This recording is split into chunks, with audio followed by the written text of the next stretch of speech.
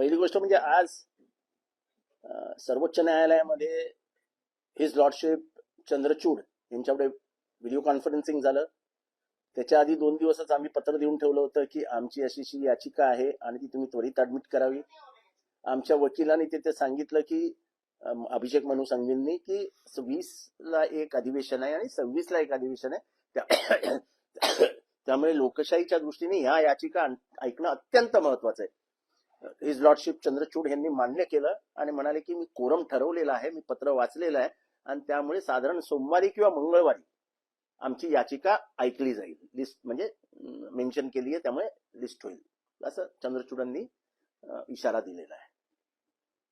काल परवा अजित पवार गटानेच राष्ट्रवादीचा एक मोठा नेता फुटणार, स्ट्रॅटेजी ठरलेली आहे वगैरे वगैरे वगैरे असे काही बातम्या पेरत राष्ट्रवादीला थोडस म्हणजे त्यांच्याबद्दल संशय कसा निर्माण होईल याची व्यवस्था केली. पत्रकार मित्र काय काय असतात. राष्ट्रवादीतला एकही नेता त्यांच्याकडे गेला नव्हता. हे प्रफुल्ल पटेलांवरनं सिद्ध झालं. प्रफुल्ल पटेलांनी हे का केलं जरा सांगावं ना. पक्षात किती भांडणं लागली होती, कोणाला कोणाला खासदार व्हायचं होतं. नाशिकच्या एका आमदाराला खासदार व्हायचं होतं, रायगडच्या एका खासदाराला खासदार व्हायचं होतं, अजून 2-4 जण मागे लागले होते खासदार होण्यासाठी आणि त्यातनं वंशाला खासदार व्हायचं होतं. मग हे सगळी अडचण सोडवायची असेल तर काय करायचं? प्रफुल्ल पटेल म्हणजे पक्षाचा खरा भाई प्रफुल्ल पटेल आहे ना. खाताना वही प्रफुल्ल पटेल काही वही सही आमच्याकडे पण होतं, यांच्याकडे पण सुरू झालं. आता काल काहीतरी अजित पवारांनी भयानक मोठं काहीतरी आज सकाळी वगैरे काहीतरी मोठं भाषण केलंय.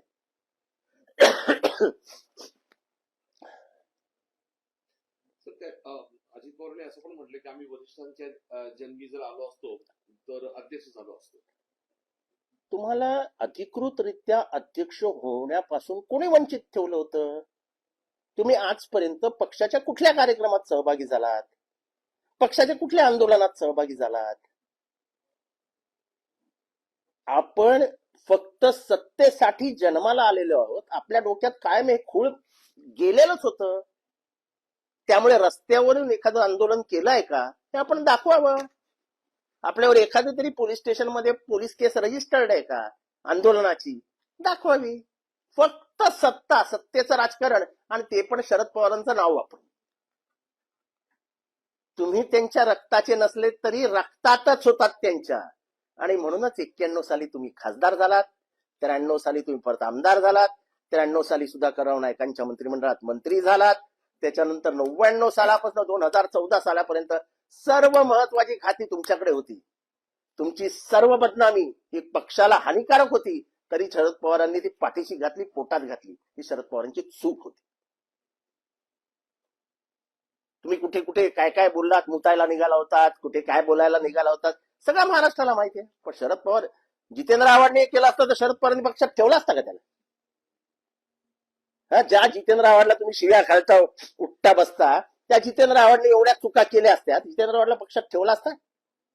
आमच्याबद्दल तुम्ही काय काय खोटं नाटं जाऊन सांगायचे पवार साहेबांना, आम्हाला माहित नाही? तुम्हाला तेवढेच धंदे होते. आणि मी त्याचा पुरावा आहे. मी हे सगळं बोलतो कारण का हे सगळं माझ्या बाबतीत घडलेलं आहे. छगन भुजबळांनी सांगावं शपथ घेऊन की ओबीसीचा निधी यांनी थांबवला नव्हता. आदिवासी मंत्री जे होते गावीत, त्यांना विचारावं की यांनी आदिवासींचा आणि यांचा निधी SC ST OBC या तिघांचा निधी थांबवण्याचं काम कायम अर्थ आणि नियोजन मंत्री असलेल्या अजित पवारांनी केलेलं आहे. ते काय सांगतात आम्हाला? जातीयवाद पाळणारा महाराष्ट्रातला जर मंत्री कोण असेल तर ते अजित पवार आहेत. आणि काय वंश लावून ठेवलाय? तुम्हाला वंशापोटी मिळायला पाहिजे का? तुमचं कर्तृत्व काय होतं? शरद पवार जर नसते तर अजित पवार कुठे असते? हा मनाचे प्रश्न विचारून बघा ना. होय अजित पवार, मी सांगतो तुम्हाला, आमचं कर्तृत्व होतं म्हणून आम्ही इथपर्यंत आलो.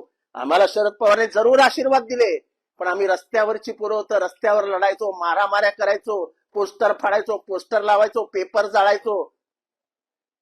शरद पवारांविरुद्ध कोणीही बोलला, ते मुख्यमंत्री बोलला तरी त्यांच्यावर अंगावर जाण्याची ताकद ठेवायचो. तुम्ही काय केलं? अरे कमीत कमी त्या पद्मसिंह पाटलांनी एक तंबू तरी सांभाळून ठेवला होता. तुम्ही तो तंबू पण सांभाळू शकला नाही. अख्खा शरद पवार गट तुमच्या हातात असताना तुम्ही त्या शरद पवार गटाचे तुकडे तुकडे करून टाकले. किती जण तुमच्यामुळे पक्ष सोडून गेले सांगा अजित पवार जरा. तुमचे आणि प्रफुल्ल पटेलांचे किती सुमधुर संबंध होते काय आम्हाला माहित नाही. तुमचे आणि भुजबळ साहेबांचे किती सुमधुर संबंध होते ते काय आम्हाला माहित नाही. तुमचे आणि दिलीप वळसे पाटलांचे किती सुमधुर संबंध होते ते काय आम्हाला माहित नाही. सत्तेच्या लालचेपोटी खुर्चीपोटी तुम्ही सगळे एकत्र आलेत राहा, पण उगत साहेबांना डचायला जाऊ नका. बात निकलेगी तो दूर तक जाएगी. परत एकदा सांगतो की बात निकलेगी तो दूर तक जाएगी. ते पवार साहेबांवरतीच टीका केली. ते म्हणतात की मी अध्यक्ष झालो नव्हता, पोटात का दुखतंय. अरे तुम्ही तुमच्या भावाच्याच पोटी जन्माला आला. आमच्याकडे पोटात दुखतंय. तुम्ही कायदेशीररित्या 2022 मध्ये निवडणूक लढवायला हवी होती. तुम्ही तर स्टेजवरनं पळून जायचे नेहमी. भाषणाची वेळ आली की तुम्ही नेमके बाथरूम मध्ये असायचे, कारण का तुम्हाला हिंदी बोलता येत नाही, तुम्हाला इंग्रजी बोलता येत नाही. हे तुमच्या लिमिटेशन्स महाराष्ट्राला माहित नव्हत्या, आता आम्हाला सांगाव्या लागतील. की जेव्हा जेव्हा दिल्लीमध्ये भाषण करायची वेळ यायची तेव्हा तुम्ही बाथरूम मध्ये असायचे का? जेव्हा जेव्हा शरद पवारांची पॉप्युलॅरिटी हिमालयावर असायची तेव्हा तुम्ही खालनं पिन मारून पंक्चर करून टाकायचे, राजीनामा द्यायचे, काहीतरी वेगळं विचित्र बोलायचे. MSC बँक मध्ये तुम्ही केलेलं लोचे आलं शरद पवारांवरती आणि मग तुम्ही राजीनामा दिला दुःख व्यक्त करत. हे कशाला नाटकं केलेली? जे काय 4 वेळा उपमुख्यमंत्री पद मिळालं ते फक्त आणि फक्त साहेबांमुळे मिळालं. हे निदान उपकार तर मनात ठेवा, कृतज्ञता तर व्यक्त करा. इतका कृतज्ञ माणूस महाराष्ट्राच्या राजकारणात जन्मलेलाच नाहीये. इतका कृतज्ञ आणि परत त्याला रक्ताचं नातं जोडायचं. मी तुमच्या भावाचाच मुलगा होतो ना. अरे तू त्यांच्या भावाचा मुलगा होता म्हणूनच उपमुख्यमंत्री झालास. तू त्यांच्या भावाचा मुलगा होता म्हणूनच तुला सगळं माफ केलं. आमच्यासारख्या मागास जातीचा जितेंद्र आव्हाडने असं काय केलं असतं ना, आमच्या मागच्या भागावरती लाट मारून आम्हाला आखलून दिलं असतं.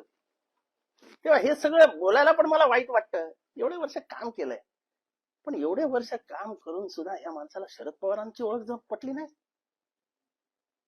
काय ते बा बा बा आणि मग का का का, अरे काय का का का. ते काल सांगितलं अमोल कोल्हेंना, का म्हणजे कारखानदार, का म्हणजे कापूस, सगळं का समजून सांगितलं. अहो तुम्ही 35 वर्षाच्या तुमच्या राजकीय आयुष्यामध्ये तुमचा एक निर्णय सांगा महाराष्ट्राला जो असा आवडला, तुमचं धोरण आवडलं आणि खूप महाराष्ट्राने त्याचा गौरव केला, असा एक निर्णय सांगा. एक निर्णय 48 तास देतो, एक निर्णय सांगा. फक्त तुम्हाला जमलं ते सुप्रमा अजित पवार. जसं मी डॉक्टर जितेंद्र आव्हाड लावतो ना, तसं तुम्ही मागे लावा सुप्रमा अजित पवार. काय केलं सांगा महाराष्ट्रात? एक अर्थ नियोजन खात्यामध्ये तुम्ही एक अशी काहीतरी क्रांतिकारक निर्णय घेतलाय महाराष्ट्राचं अर्थकारण मजबूत करण्यासाठी. अशी एक योजना सांगा. ते तुमच्या भागामध्ये होणारा CSRचा फंड हे कोण आणतं? तुम्ही आणता. हे सगळे इंडस्ट्रियलिस्ट जे शरद पवार साहेबांचे मित्र आहेत ते पाठवतात. आणि हो तुम्ही ते सेल्फी काढता सांगितलं ना, त्याला सुद्धा हिंमत आणि आपलेपणा लागतो. रस्त्यात उतरावं लागतं, लोकांशी बोलावं लागतं. सामान्य माणसाला हे धैर्य तुमच्या समोर येण्याचं होतच नाही. तो सामान्य माणूस आपलेपणाने ताईंच्या बाजूला उभा राहतो आणि फोटो काढून घेतो. हा तुमच्यातला तुसडेपणा आणि ताईंमधला आपलेपणा हा महाराष्ट्र सुव्यवस्थित ओळखून आहे. तुमची पातळी दिवसेंदिवस किती घसरत चालली हे त्याच्यावरनं समजतं. हा जो नाही झाला काकाचा, जो नाही झाला बहिणीचा, जो नाही झाला काकींचा, जी या माऊलीने तुम्हाला खायला घातलं, तो काय होणार महाराष्ट्राचा? उत्तर आम्हालाही देता येतात अजित पवार. फक्त साहेबांवर बोलणं टाळा, एवढं परत एकदा हात जोडून विनंती करतो. तुम्ही जेवढं थुंकतात तेवढं तुमच्याच तोंडावर पडतंय.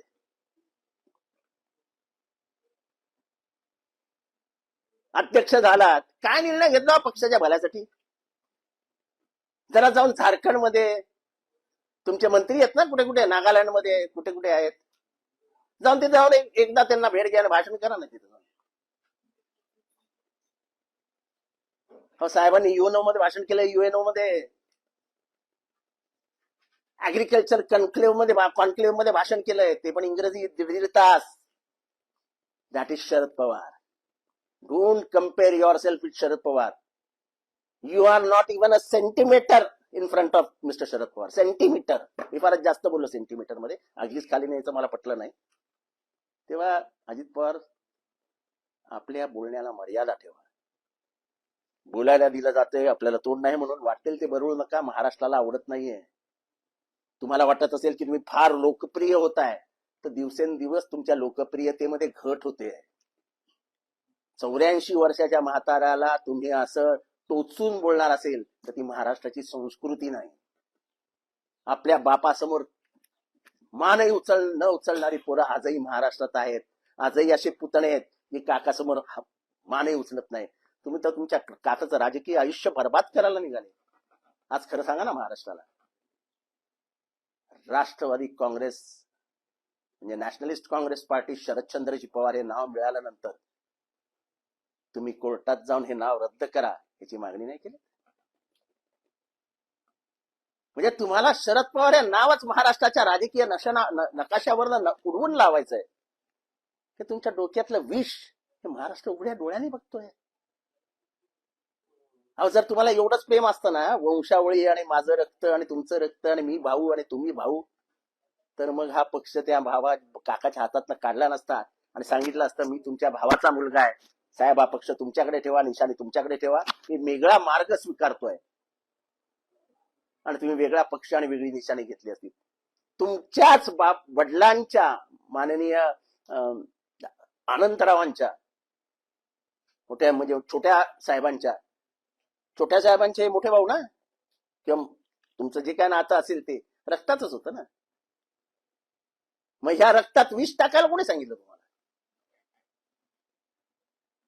तर दरवेळेस महाराष्ट्रात जाऊन काहीतरी ते भावनिक होतील वगैरे. काय भावनिक वगैरे होणार नाहीत. ते लढणारा माणूस कधीच भावनिक होत नसतो. तो लढेल. तो वयाच्या 84व्या वर्षी पण लढेल आणि लढेल नाही, जिंकेल. सर, तुम्ही आता एक म्हणालात की राष्ट्रवादी काँग्रेस पार्टी शरदचंद्र पवार हे पक्षाचं जे नाव आहे तुमच्या गटाला मिळाल्यानंतर ते रद्द करा अशी मागणी त्यांनी केली. ते करतायत मागणी, तशी त्यांची तयारी सुरू आहे. म्हणजे साहेबांचं नाव राजकीय पटलावर राहताच कामा नये अशी जे योजना ऐकतात त्यांच्या मनात किती वर्षापासून हा द्वेष साचलेला असेल विचार करा. कोणामुळे उपमुख्यमंत्री झाले, कोणामुळे अर्थमंत्री झाले? अहो, मी साधा प्रश्न विचारतो ना. एवढ्या चुका जितेंद्र आव्हाडने केल्या असत्या तर मला कोणी माफ केलं असतं का? अहो, आम्ही साध्या सुध्या चुका करायचो तर तुम्ही असे कसे खेकसायचे आमच्या मुंगावर? हे काय रे, आम्ही काय तुमचं घरचं घेऊन आणलेलं काय, खाल्लेलं काय तुमच्याकडे येऊन? सुप्रिया सुळे यांच्यावर त्यांनी टीका केलेली आहे. ते म्हणतात की भाषण करून फक्त संसदपटू. अहो, भाषण करायला माहिती लागते, भाषण करायला अभ्यास लागतो, मांडणी लागते. तुम्ही विरोधी पाकावरती येऊन भाषण करायचे. काय भाषण करायचे? तुमचा पीए लिहून द्यायचा आणि त्याच्यात पण विरोधी पक्षावरची जी महत्वाची टीका आहे ते तुम्ही बाजूला काढून टाकायचे. म्हणजे सत्ताधारी पक्षाचा अपोजिशन लीडर होतात तुम्ही अपोजिशन पार्टीचे लीडर नव्हतात. सत्ताधाऱ्यांच्या टिपांवरती वागणारा अपोजिशन लीडर म्हणजे अजित पवार. त्यांनी दिलेली टिप ही तुम्ही बरोबर सकाळी मांडायचे आणि अपोजिशनचा चाललेला गाडा बरोबर वळवून टाकायचे. म्हणजे सत्ताधारी अडचणीत येणार नाही याची व्यूहरचना कोण करायचं? विरोधी पक्षनेते अजित पवार.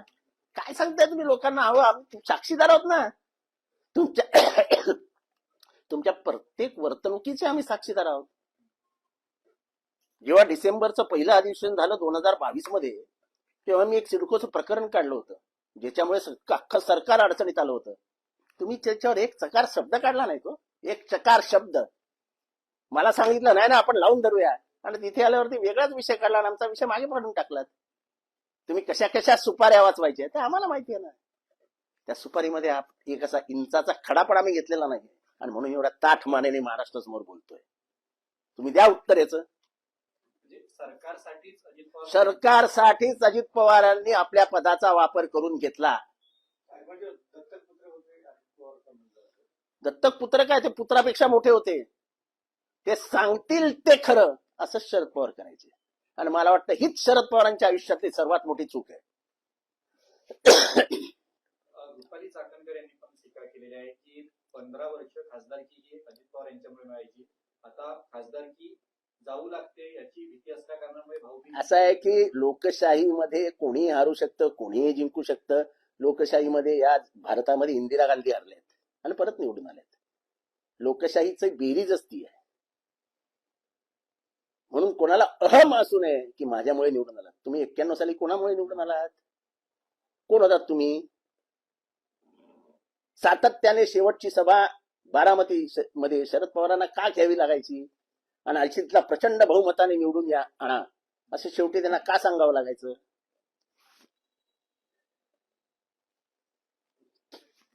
सुप्रिया सुळे यांच्या विरोधामध्ये लोकसभा निवडणुकीच्या मैदानामध्ये अजित पवार यांच्या पत्नी नाही, ते मला माहित नाही कोण. त्यांच्या कामाचे रथ त्या बारामतीच्या नाही नाही, मला माहित नाही त्याच्याबद्दल. निवडणूक कोणीही लढवावी, निवडणूक कोणी लढू नये किंवा लढावं याच्याशी आम्हाला काय करायचं?